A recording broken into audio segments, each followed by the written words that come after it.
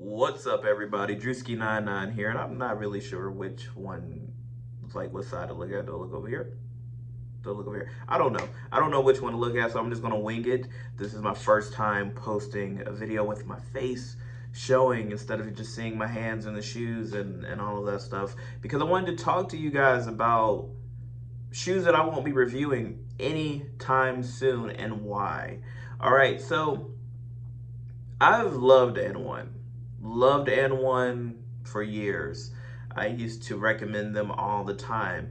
And I predicted this a few years ago that the direction that Walmart seems to be going, it seems like N1 is the focal point for the overall athletic shoe, and that Fubu eventually would take a step back.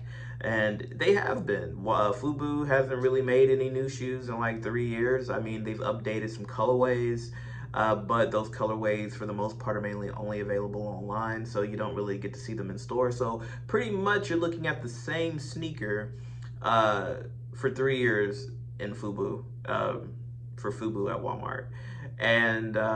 And one, because they're starting to promote their more expensive, higher end sneakers on their website. I see what they're trying to do. They're trying to entice the potential consumers by upping the ante with their designs at Walmart, and their shoes look good. I will say that their shoes look great, but here's my problem. Okay, so the problem comes in with the sizing. Okay, so the sizing of the N1 shoes are starting to run small. They don't fit true to size anymore. When I went to try on a pair recently, I tried on two different pairs, and one felt like the 13 felt like a 12. And then the other shoe, which was like their mesh, I want to say it's like the Mav 1. It's like their mesh runner, right? That one ran narrow. So it fit true to size at the toe box, but then it went narrow at the mid part of your foot, and there's like this hard piece of plastic that like pushes in to the inner part of your foot. And I'm like, if I'm trying this on and I'm just walking back and forth up and down the aisle and it's a pain, that's gonna be a bitch if I buy these and I just take them out and I try to run errands and do things in those. Like, that's not gonna work. So that's all I have to say about N1. Like, N1, love your shoe designs. I love the direction that you're going in. But y'all need to make bigger sizes, because here's the thing. There are shoes that run big at Walmart. Like, for example, you can get a pair of Brahma Greats. They look like black skate shoes with a gum bottom. You can get those in like a size 14. You can get the tactical boots up to a size 14. They have the Avias. The Avias run large.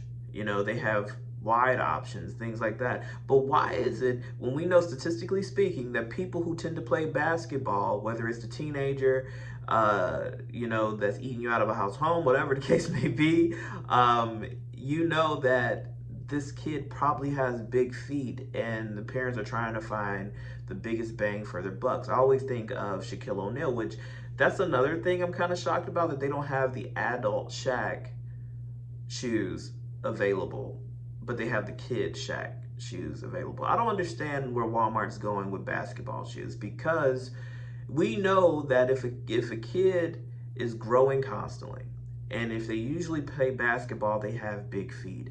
Why are we making size 13 the stopping point, but we have skate shoes that run large?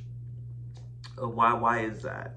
But not only that, why is it that we have to sacrifice sleek for comfort?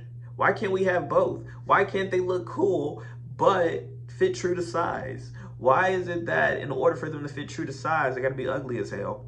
Or, they're branded with really cringy branding all over the place, or whatever. Why is it that we have to sacrifice one for the other? I feel like we can have both at this point. You can have a skate shoe, basketball shoe that runs large, or fits true to size, and it still looks good.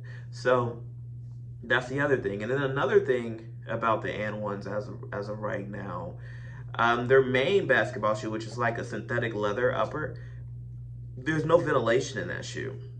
I noticed that when I went to try them on. Not only are they cramped, but there's no ventilation. And for my sensory, that's a problem. For my sensory, that just sets it off, and I would never wear those shoes ever again, honestly. So it would be a waste of, what, $25. So I couldn't justify that purchase because of that. But yeah, I mean, I see where Walmart is going with the basketball shoes, the direction that they're going into. I just want them to have some larger sizes. I just want them to have some shoes that fit true to size. I feel like that's not too much to ask for. And to be honest, FUBU is just FUBU. We're not really thinking about FUBU right now because FUBU hasn't updated anything in like 3 years. So we don't really know what they're doing right now. But I would like to see Reebok basketball shoes in store. I mean, since they're already upping the price, let's be real. Walmart basketball shoes are starting, Walmart sneakers in general are starting to hit the $27, $30 price tag, which is still expensive for Walmart. That is still pretty expensive, especially, and I've said it on previous videos, there are too many options out here. You have outlets, you have other places that you can go and get a shoe that's more well-known with greater technology for the same price tag that they're asking for. So if you're going to do that, start incorporating some of those shoes that are more known to the people. Like if you're going to raise those prices up, I don't want to see a George slide on shoe that I'm not, the Granddad George. What is it? It looks like the Merrill Jungle Mock. Like I don't want that in store. If I have to spend damn near $30, I want to see better options. Cooler options.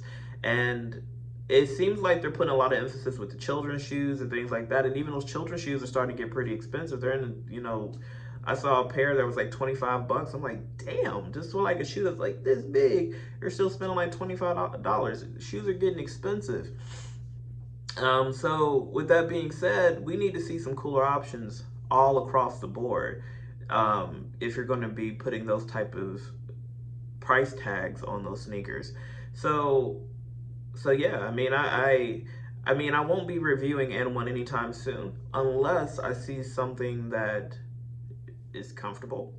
It has to be comfortable, it has to fit true to size, and it needs to be reasonably priced because it is still Walmart at the end of the day, and that's the whole point for this channel. The channel was intentionally, it was the intent to review shoes that were budget friendly, and we're slowly going up Walmart. So I don't know where we're going with this. But if you like this video, make sure to thumbs it up. If you want to support this channel, there's going to be a thing down below this video if you want to support. And I'm out. Thanks for watching. Oh yeah, don't forget to subscribe. Go ahead. I mean, you probably come here a lot anyway to see me review Walmart shoes that you probably don't want to buy just yet. You're waiting for me to review it. So, I mean, why not? Just support or subscribe, Thanks for watching.